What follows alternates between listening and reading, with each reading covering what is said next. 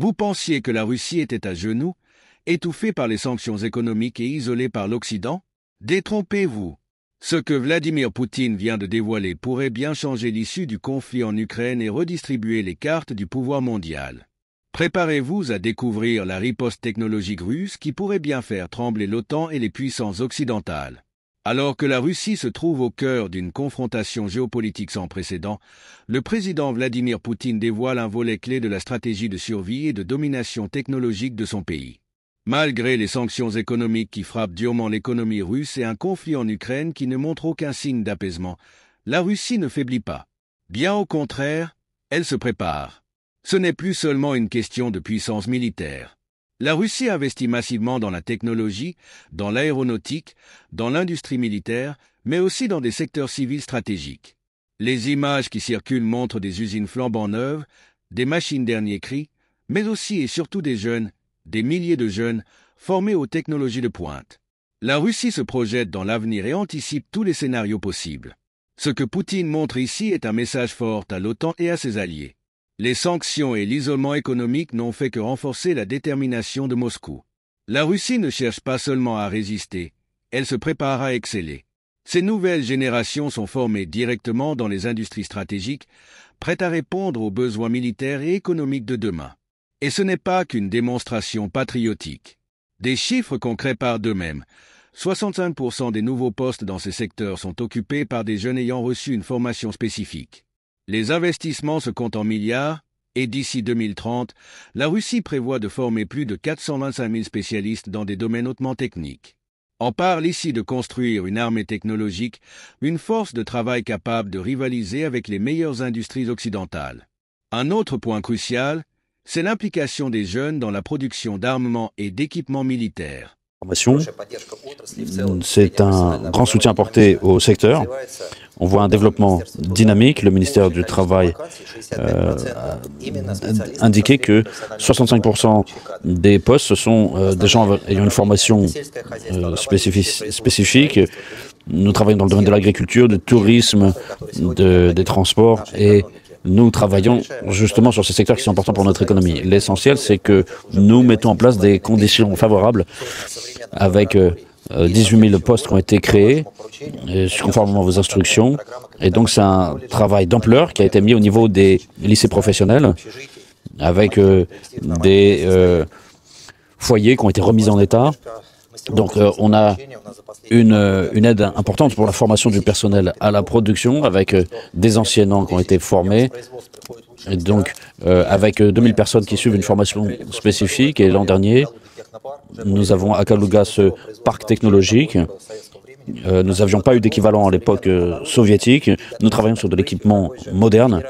Et donc, c'est un parc technologique d'ampleur fédérale. Et donc, vous aviez participé à l'inauguration. Ce qui est important aussi, c'est que le programme des lycées professionnels, à 80%, est orienté, se fait sur la base de la pratique dans des entreprises du secteur. Et ça correspond à leurs besoins. Et on n'oublie pas non plus qu'il y a cette formation professionnelle en russe, en histoire, en mathématiques. Et puis il y a aussi une dimension d'éducation patriotique qui se fait ici. Donc l'hymne national, le drapeau, l'histoire de la Russie. Dans le programme professionnalité que vous aviez lancé, on voit un développement très dynamique et nous passons à un principe de gestion régionale et sectorielle qui satisfait les besoins ici. Donc nous avons par exemple les étudiants qui payent 29 000 roubles par mois et en 2 ans, on a pu investir donc ainsi plus de 5 milliards de roubles et à l'avenir, encore 30 milliards seront investis dans ce centre de formation et dans ce programme d'une manière générale. Nous développons des championnats spécialisés avec une étape d'abord régionale.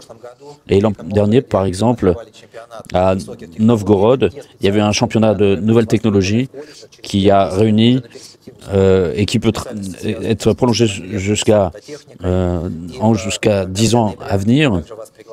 Et nous vous invitons à participer à la finale qui se tiendra à Saint-Pétersbourg.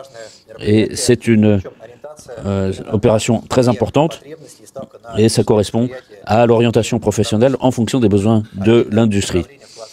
Nous avons aussi une implication avec les jeunes. Plus de 99 000 étudiants sont intéressés à cela et nous travaillons aussi dans le domaine de l'équipement pour ceux qui combattent dans la zone de l'opération militaire spéciale. Donc tout cela permet de développer le prestige avec cette année plus d'1,05 million demandes de participation. Nous avons beaucoup d'écoliers qui choisissent justement une formation professionnelle en lycée spécialisé. Et donc, ça leur permet d'avoir des études et un jour par semaine, ils sont impliqués dans le processus industriel.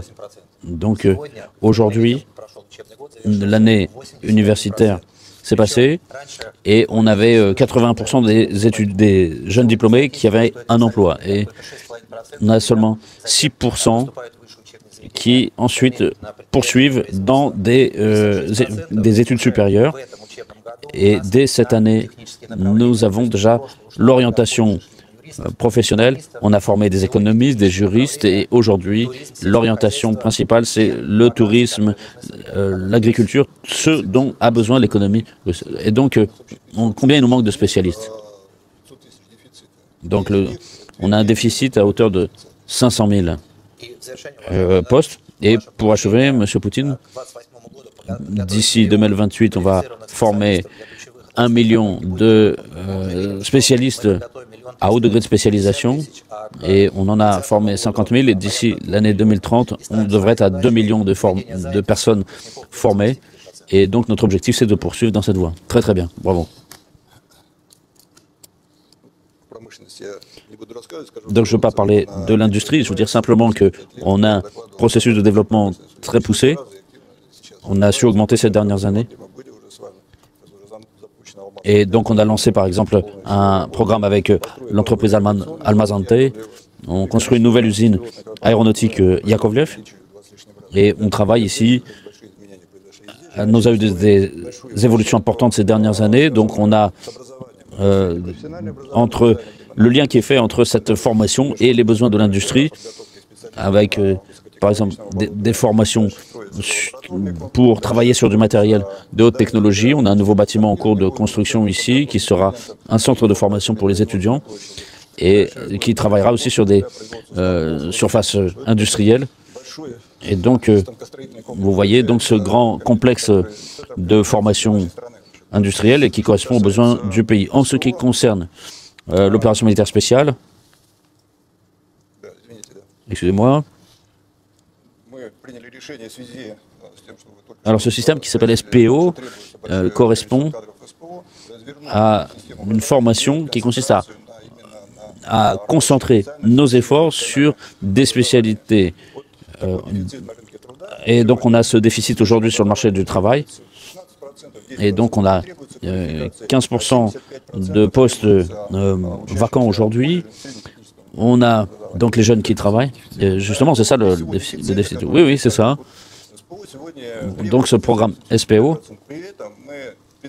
c'est qu'avec des spécialistes ayant un degré élevé de formation, on a aussi des programmes plus courts. Donc on a un déséquilibre entre le manque et le nombre de personnes formées. Donc ici, on cherche à combler cette lacune. Là, par exemple, 250 personnes qui seront en formation. Et donc, on sera à 425 000 personnes en formation à 2030 avec, grâce aux investissements privés et de l'État. Et pendant 5 ans, nous allons augmenter le nombre de personnes qui vont suivre ces formations. Et donc, les chiffres que vous voyez ici seront comparables. Donc, tout cela est nécessaire pour notre économie aujourd'hui. Nous proposons, on a 2000 laboratoires, donc vous avez dû voir ça tout à l'heure, et on prévoit avant 2027, d'ici 2027, de procéder à la construction de 400 000 mètres carrés dédiés à la formation. Donc ça correspond aux besoins de notre pays, de procéder à une rénovation des structures existantes. Et cela est lié à des zones de développement économique spéciales. L'autre aspect, c'est que c'est toujours lié à l'activité industrielle. Et donc, on n'a pas toujours toute l'implication industrielle voulue. C'est-à-dire, comme ça a été dit, c'est-à-dire que nous remplissons les objectifs fixés par le ministère de l'enseignement supérieur. Nous avons complètement remis à neuf les programmes de formation. On identifie à chaque fois les compétences dont on a besoin. Et donc, M. Kravtsov l'a dit de façon indirecte, mais on avait autrefois un taux bien plus bas d'implication. Aujourd'hui, nous retournons la pyramide entre les besoins et les formations que nous avons. Et donc, ce qu'il faut, c'est qu'on trouve aussi des enseignants. Et donc, on a des gens qui viennent directement des usines. Donc, 200 000. Oui, c'est un volume considérable. Et la problématique ici, c'est de les former, de les identifier et de les sélectionner. Donc, on réduit aujourd'hui le temps d'études, c'est-à-dire qu'on resserre la durée de réalisation du programme dans ce système numérique et nous passons au maximum à la formation scolaire numérisée. Donc là, par exemple, on a 21 sites. Donc ce sont des sites industriels, ce sont des laboratoires. On a les jeunes qui viennent suivre leur formation, qui utilisent ces technologies de façon concrète. Et on peut regarder justement cette production. Donc voilà ce que je vous disais, un centre de formation, de compétences. Et nous espérons que d'ici la fin de l'année prochaine, ce centre sera lancé aussi. Les sanctions occidentales ont certes mis la Russie sous pression, mais elles ont aussi poussé le pays à innover et à créer des solutions domestiques. La production locale est en plein essor et les jeunes diplômés russes jouent un rôle clé dans la fabrication des machines de guerre qui équiperont les forces armées russes dans les années à venir. Mais la question reste entière. Cette nouvelle stratégie de Poutine, cette réponse technologique à l'Occident, suffira-t-elle à maintenir la Russie dans la course face à des géants comme les États-Unis ou l'Union européenne? Les jeunes talents et la puissance industrielle russe seront-ils assez forts pour contrer les pressions internationales? Ce que nous voyons ici n'est pas seulement une guerre sur le terrain, c'est une guerre technologique où chaque innovation, chaque machine, chaque jeune formé représente une arme potentielle dans la course aux armements du futur. La Russie est peut-être en difficulté, mais elle montre clairement qu'elle n'est pas prête à se laisser faire. L'avenir de la Russie dépendra de cette nouvelle génération et de ses technologies avancées. Un pays qui mise sur l'autosuffisance technologique dans un contexte mondial de plus en plus instable. La question est, l'Occident est-il prêt à affronter cette Russie qui se réinvente?